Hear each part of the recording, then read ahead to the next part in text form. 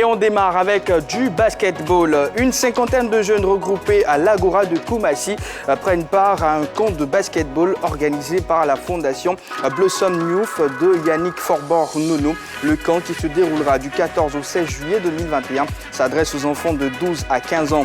Aidé par la direction technique nationale, la fondation Blossom Youth inculquera les bases fondamentales à savoir la concentration, la technique, le leadership et l'écoute aux stagiaires.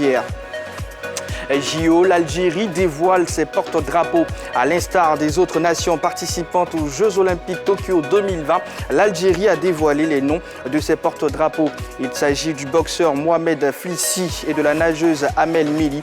Il succède à la judokate Sonia Asla, porte-drapeau de l'Algérie aux Jeux Olympiques de Rio 2016. Pour ces Jeux Olympiques qui débutent le 23 juillet au 8 août 2021, l'Algérie a réussi à faire qualifier 44 athlètes dans 14 disciplines sportives.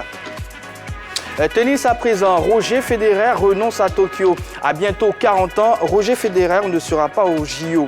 Le Suisse a annoncé mardi son forfait pour Tokyo, expliquant avoir subi une rechute de ses ennuis au genou suite à la saison sur gazon. Pour Federer, la déception est de mise, l'incertitude aussi pour la suite de la saison, en particulier la tournée américaine à venir. Federer avait été sélectionné dans la liste des 116 athlètes suisses pour les Jeux Olympiques. Le Suisse a fait une croix sur une possible victoire en simple aux Jeux Olympiques.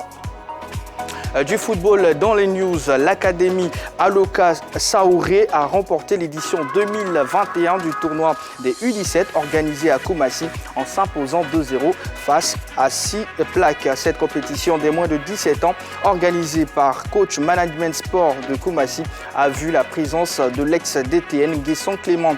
En match de classement, le CF Académie Cissé a également battu 2-0 l'équipe de SIP.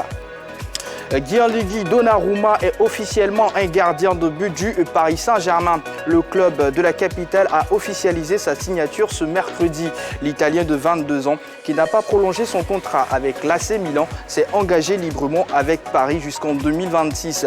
Après Jorginho Wijnaldum, Achraf Hakimi et Sergio Ramos, le portier italien est la quatrième recrue du club de la capitale au cours de cette fenêtre estivale des transferts. Le gardien international italien a été désigné meilleur joueur de l'Euro 2020. Boulaye Dia à Villarreal, c'est contre un chèque de 12 millions d'euros que Rennes a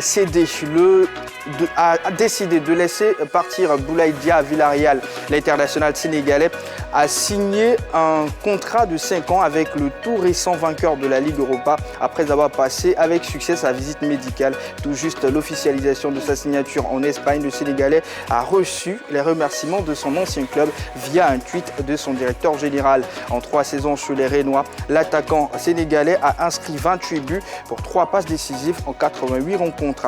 Après les news, je vous propose de retrouver le reste de la team pour dérouler le programme de la grande team de ce soir. Bonsoir la grande team. Bonsoir JB.